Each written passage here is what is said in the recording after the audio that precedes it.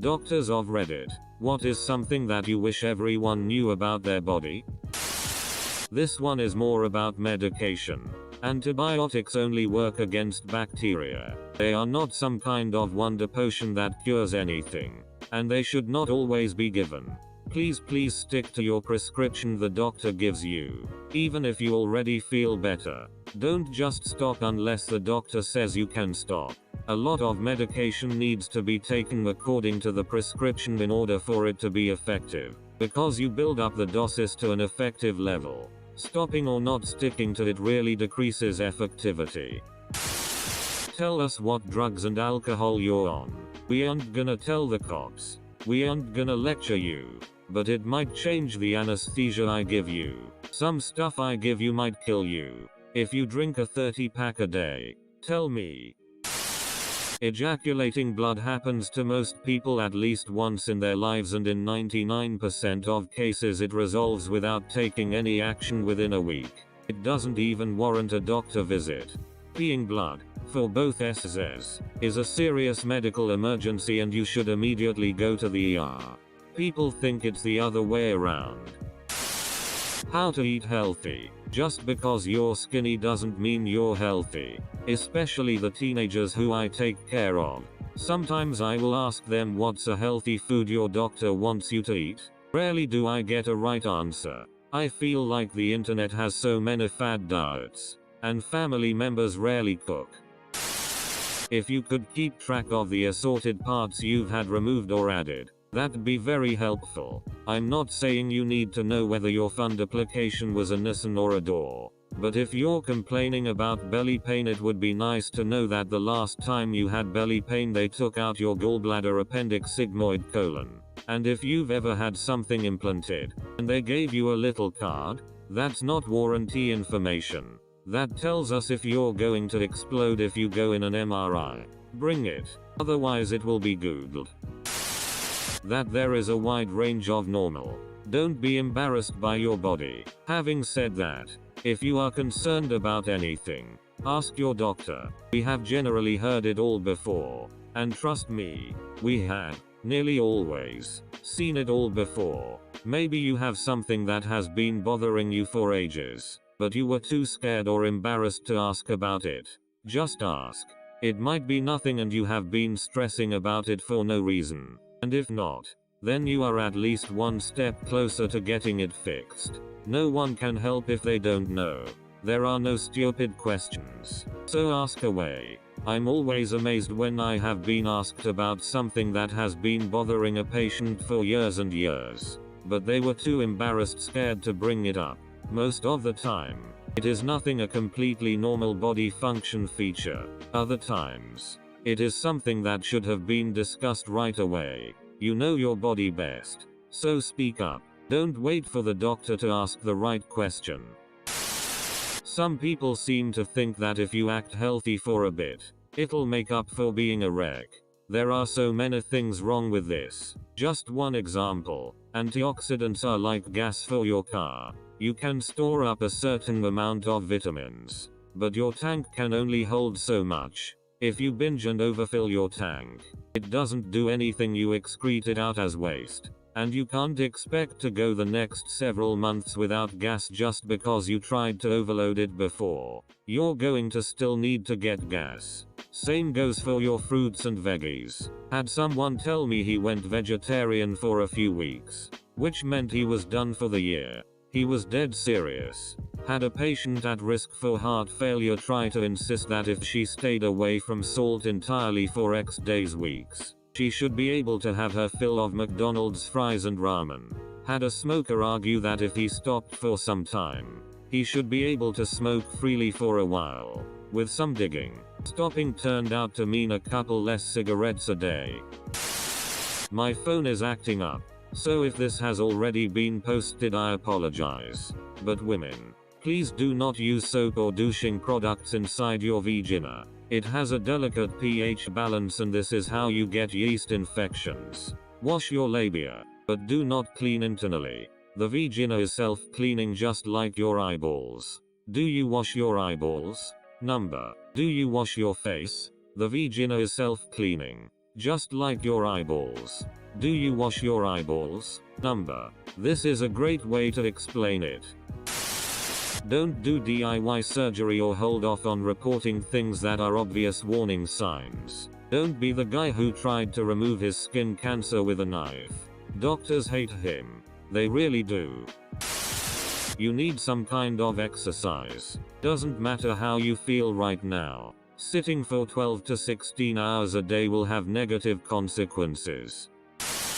Your kidneys and liver cheerfully do all the toxin elimination you'll ever need. Cleanses and other detoxifying products are bullshit woo and a waste of money. The people who sell them are predators who only care about your money becoming theirs. Type 2 diabetes is more serious than most people realize. I work as a doctor in hemodialysis and most of them are due to diabetic nephropathy. It also affects your eyes, nerves, immune system, etc. Simple life changes can help you, but Noon seems to care. I even lost 9 kilograms myself because I had a family history of diabetes and to be healthy. Edit. Wow, thanks for the silver stranger. I didn't expect this comment to be big, but please take care of yourselves people, because it is really sad for us doctors to see people get ill because of a preventable illness. Also, there are lots of good subreddits for people trying to make a lifestyle change. You and your body deserve better. Edit 2. Changed diabetes to type 2 diabetes for clarification.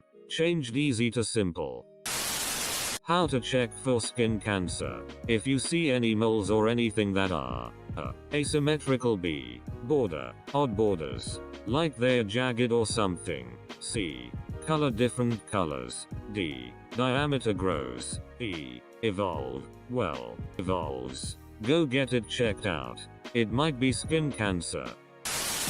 There is no cure for cancer as it is traditionally thought about. Cancer is a class of many very different diseases, each with very specific causes, i.e. some molecule that went wrong allowing a cell to multiply out of control. Even within the same type of cancer, i.e. lung cancer, there are many types of lung cancer, such as small cell, large cell, squamous cell, etc. Even within the same subtype of cancer, there can be different molecular mechanisms that caused it, requiring different approaches to treatment. Looking for the cure for cancer is like looking for the cure for disease.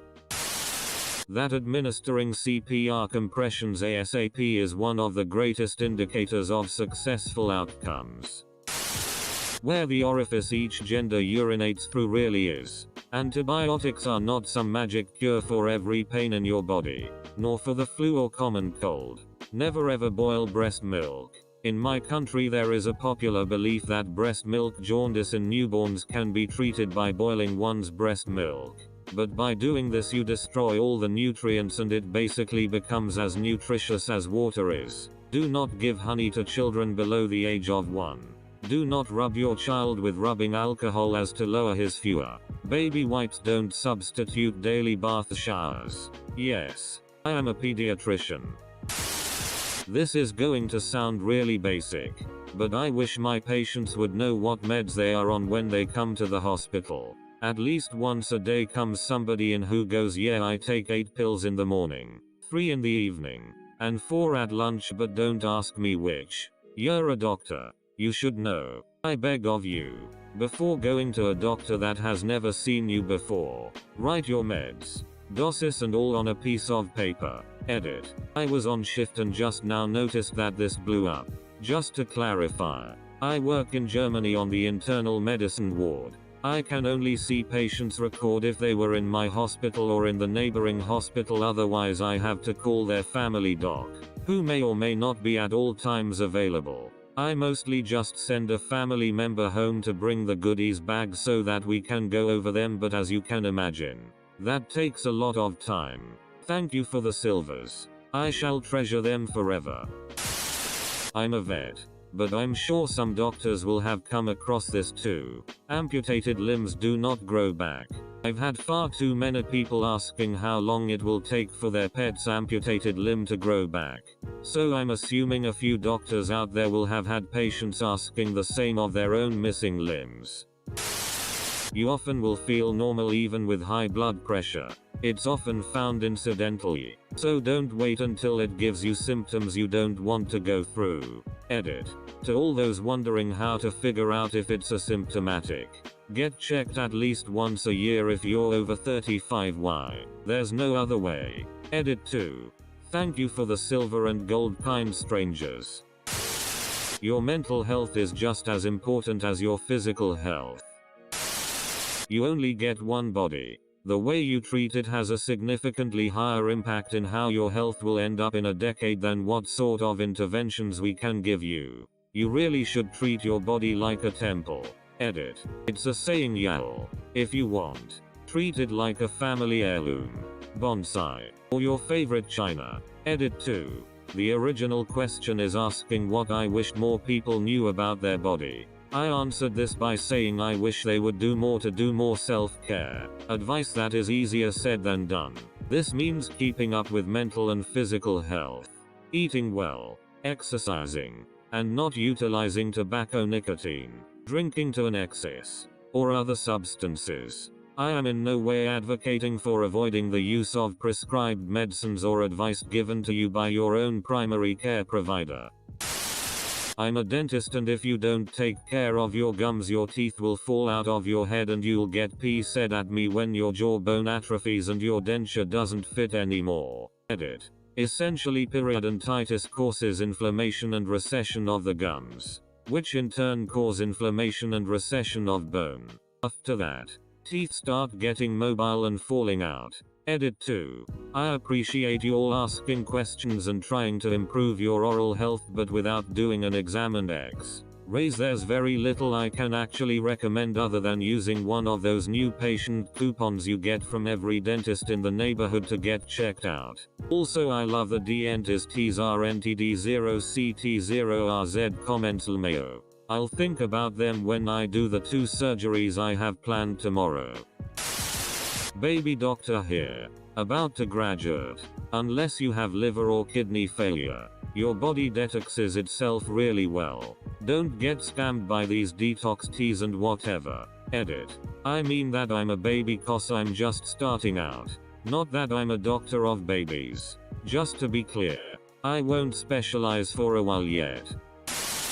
My mum tells her teen patients' parents a lot that the acne isn't the teen's fault but runs in the genes sometimes when it's bad. I have seen a change in attitude a bit teen acne, but this attitude was very prevalent when I was a kid. It was too bad. It's genetic.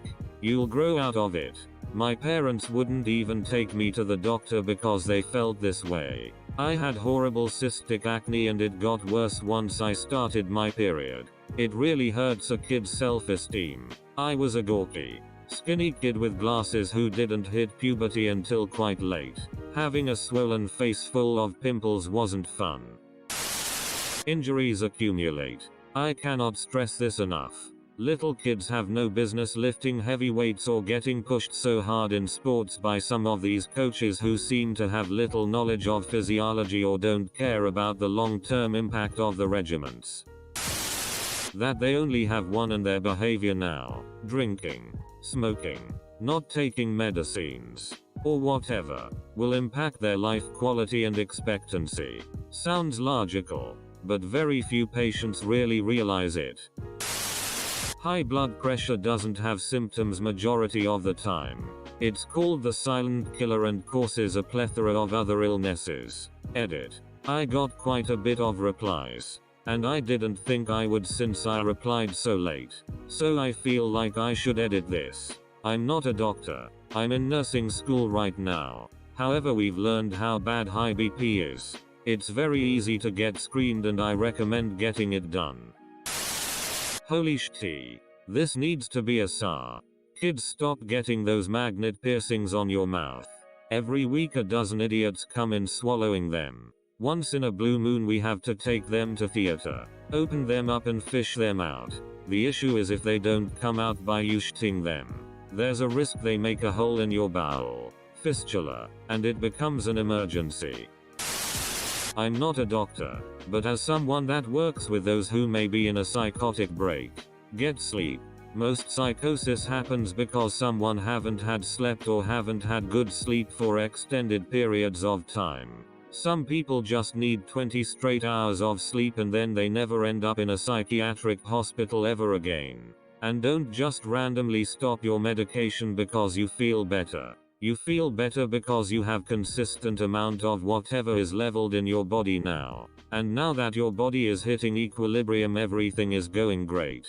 So keep doing what you're doing. I've seen people go on and off their medications for years and it really starts to mess up your body if you do that for too long. It's okay to seek treatment for your mental health. Don't feel ashamed because you were diagnosed with an illness. Seeking help is a strength, not a weakness. That psychological states may infuse bodily symptoms. In males, there is a vestigial remnant of the uterus located in the prostate. It's called the prostatic utricle. It is a duct that leads nowhere. It sometimes has some remote endometrium in it and can produce 1 drop of blood every 28 days. Source: embryology professor in med school. So yeah, guys can get PMS too. But it's probably better to call it BMS, or premenstrual syndrome. Take care of your kidney. If your renal function is shot, it closes the door on so many options. Edit. A lot of people asked about how to take care of your kidneys. I suppose this just shows that we need to learn to take care of all parts of our body more. The most important thing is to care your cardiovascular health. Healthy arteries and healthy kidneys are strongly correlated. For most Americans, this would require an adjustment to their diet and lifestyle. Most people would also do well to increase water consumption and reduce salt intake. If you have diabetes or SLA, your kidney health pretty much determines your expectancy. So have a conversation with your doctor. Other than this, regular self-examination and health examinations can be very beneficial. Changes in urinary patterns. Bubbles in your urine that won't pop? Does your urine smell sweet? Talk to your family physician. Do you have a family history of PCKD or whatnot?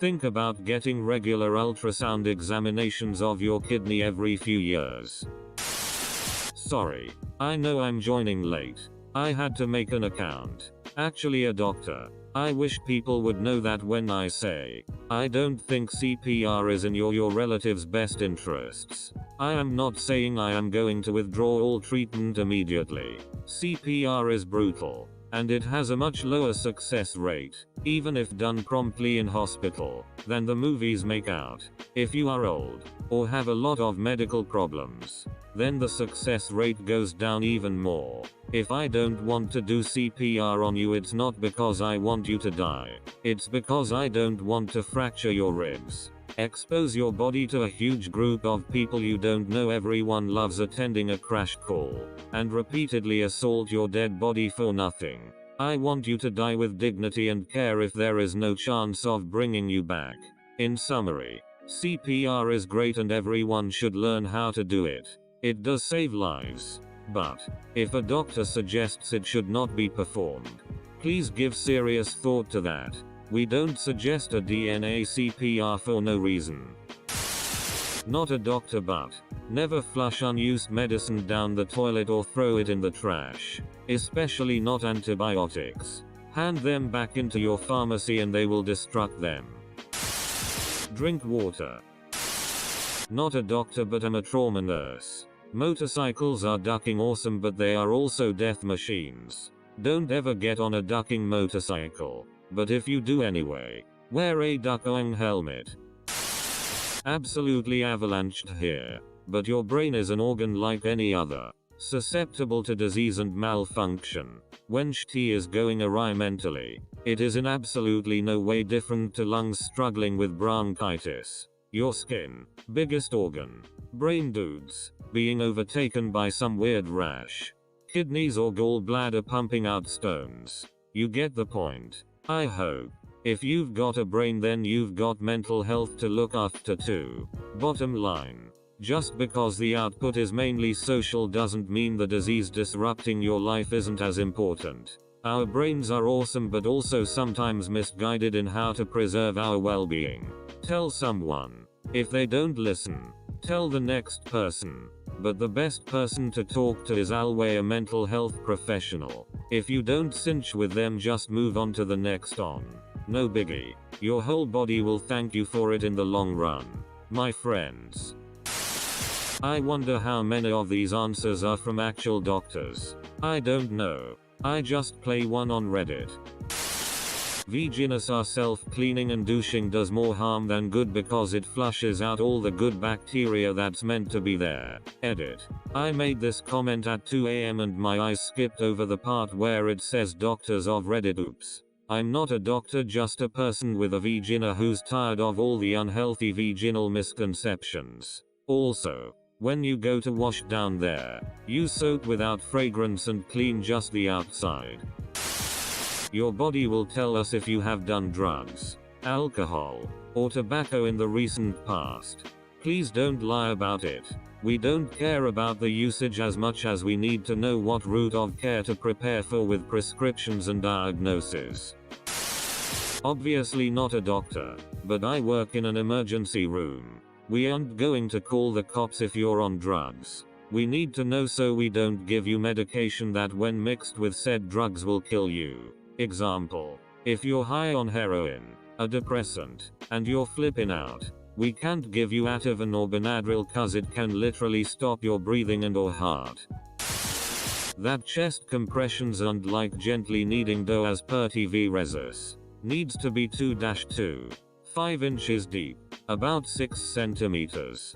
Count them, it's significant and forceful. 100 per minute is the speed of the beat of staying alive.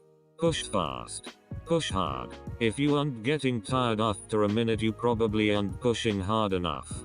Frequent rotation of personnel is important. But try not to skip a single beat. We count 3, 2, 1 change. The frequency of bowel movements can range from every 3 days to 3 times per day and be considered normal. Having 3 soft stools per day does not mean you have chronic diarrhea. Not a doctor, but this information could save a life. In an emergency situation where you are giving first aid CPR to someone instead of stating general instructions to the group of inevitable onlookers like someone call 911, someone get a defibrillator point. If able, otherwise some other form of direction to someone and say you call 911 and you find a defibrillator. This prevents the bystander syndrome where people think someone else will probably do that and gives clear instructions, allowing for a more efficient process where literally seconds could mean life or death. Over-the-counter detoxes are bullshit. You have multiple organs that can detox perfectly fine if you take care of them. Sleep medicine checking in. Please sleep more. 7 hours minimum. Preferably 7. 5-8. Sleep deprivation affects damn near everything head to toe. Cardiovascular issues, mood dysfunction, dementia, cognitive slowing, and much more. I tell my patients that sleep is life. If you want a good read about this, check out Why We Sleep by Dr. Matthew Walker. Not a doctor, I'm a physician assistant. Being fat is unhealthy, no matter what body positivity people say. In terms of saving human lives, hand washing is the most important medical advance of the last 200 years. In the era of multi-drug resistant bacteria, soap and warm water still work. Take care of your feet. If you can't feel your feet, check your feet regularly to make sure they're clean, dry, and haven't started developing any sores. Even small sores, and go straight to the bone. If the infection goes to the bone, chances are we are going to cut your foot off. I have helped prep about half a dozen people just this week for foot amputations. Vaccination does not cause autism. I enjoy the body positivity stuff going on. Nobody should feel ashamed of their own body, but don't believe the hype that obesity in itself doesn't carry health risks. Not only does it increase the risk of certain diseases, but it also makes a few practical aspects of medicine difficult. It can make it difficult to get a clear ECG trace, which can cause delays during an episode of chest pain. It can make it difficult to see things on an ultrasound scan, so your scan results are often suggestive or unclear rather than definitive. Tunnel-shaped scanners, MRI-CT, can only take people of a certain diameter and weight. We've previously had to arrange for someone to be taken to a larger scanner, which delayed the emergency cauda equina diagnosis. Surgery is also difficult on a large person. It isn't uncommon for orthopedic surgeons to deny joint replacement to anyone over a certain BMI. It makes the operation technically challenging, increases the risk of complications, and often people's joint pain improves with exercise weight loss.